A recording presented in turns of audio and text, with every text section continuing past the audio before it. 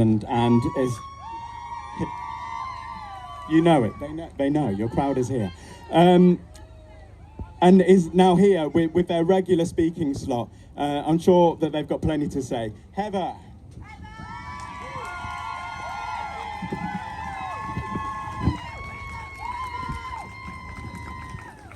Dear J.K. Rowling, I'm not disappointed, I'm angry. In fact, I'm absolutely furious over all of these lies that you tell about us. Womanhood is under attack. Sure, I can agree on that. But it's not from us trans folk, you hack. You're a distraction, a pawn being used to halt real action.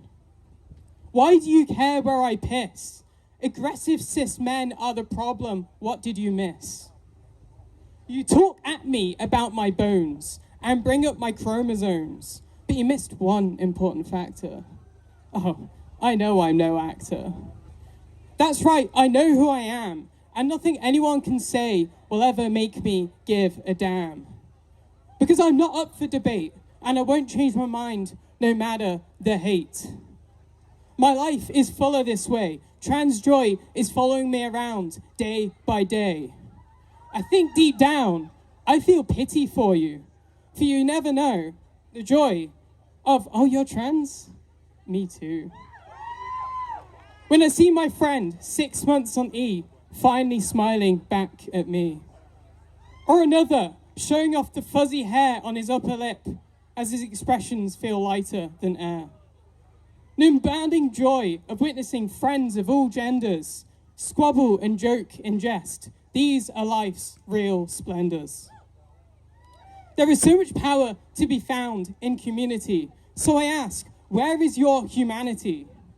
Your life must be such a hassle as you tweet from your mold-ridden castle.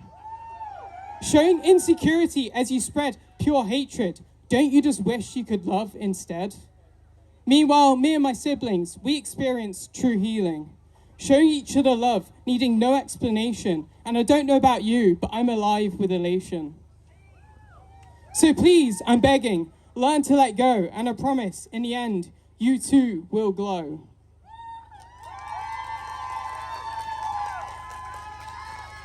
And that sets the stage for what I'm going to talk about today. Because there is a dichotomy between us and them. And it's something they don't want us to talk about. Because they're all miserable. J.K. Rowling, Elon Musk, Donald Trump, Keir Starmer, Wes Streeting, I could keep going. They're all miserable. When you listen to J.K. Rowling's friends and family, they talk about how she just spends all time at home tweeting. She's miserable.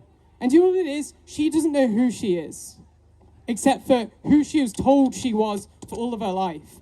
And when she sees trans people being themselves, she feels confronted by that. In fact, I could go further. There are some theories that she's trans, and I'm not going to go deeper into that, but read her essay. There's some very interesting things in there. Some very non-cis things to say, I might say. And that's the thing. At the moment, it feels like we're losing a never-ending battle, that we're never going to get this back, that we're losing our rights, and it's all falling apart. With the court ruling and the rise in transphobia and the rise in fascism across the world, it's terrifying. And it's so easy to get lost in that. I know I felt it. As Dan mentioned, I've had fireworks fired at me while teenagers yelled slurs at me. And by the way, Warwickshire Police, you should do better than the way you dealt with that. But then again, who trusts the police?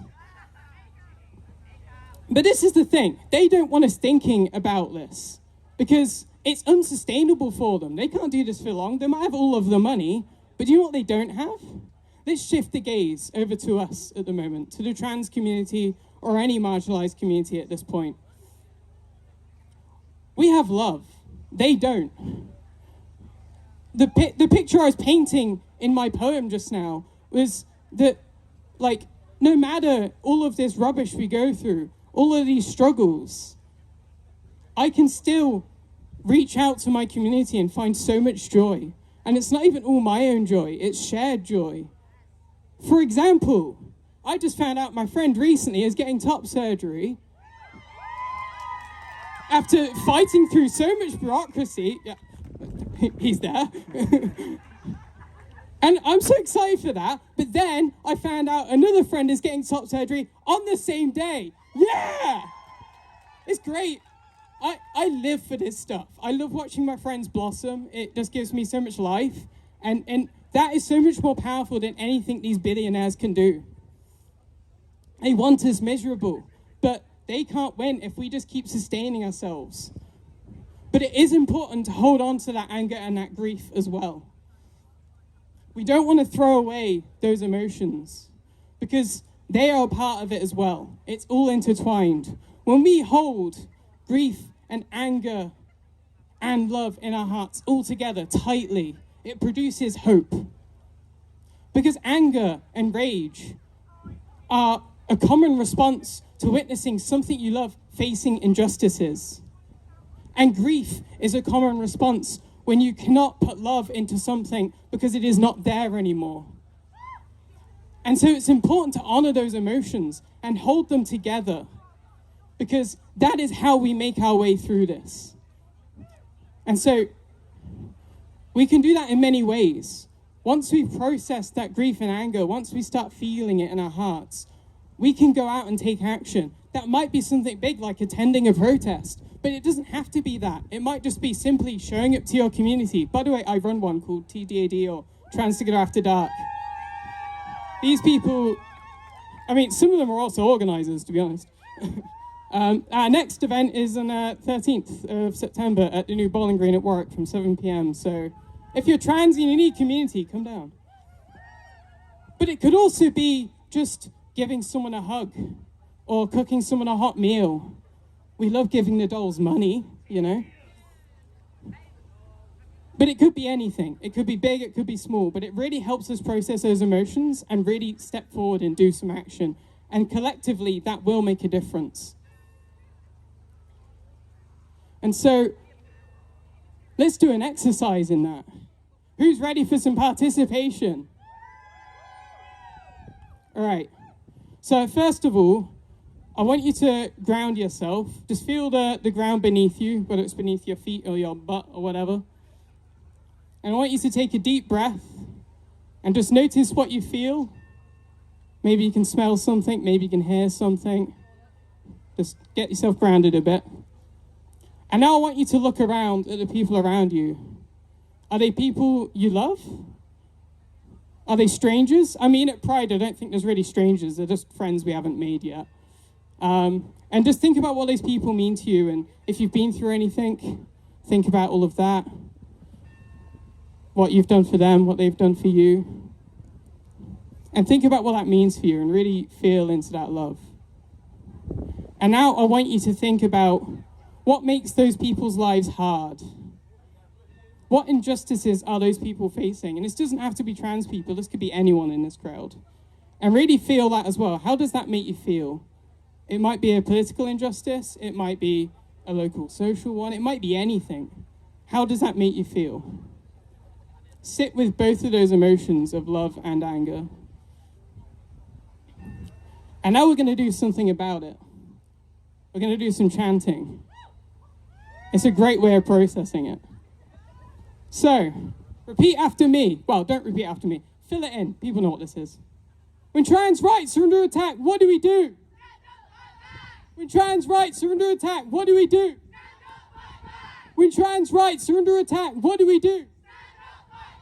When disabled rights are under attack, what do we do?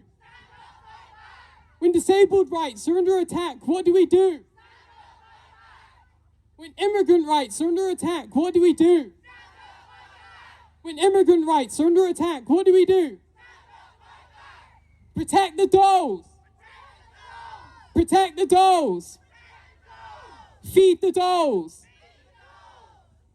Love the dolls. Hug the dolls. Kiss the dolls. And now this one, I hope people know this one. Free, free.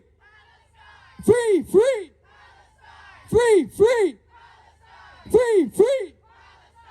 Fantastic. I'm going to end with a quote. I don't know who originally wrote this. I just see it thrown around online and I love it so much. People speak of hope as if it's this delicate, ethereal thing made of whispers and spiders' webs. It's not. Hope has dirt on her face, blood on her knuckles, and the grit of cobblestones in her hair. And she just spat out a tooth as she rises for another go. Thank you.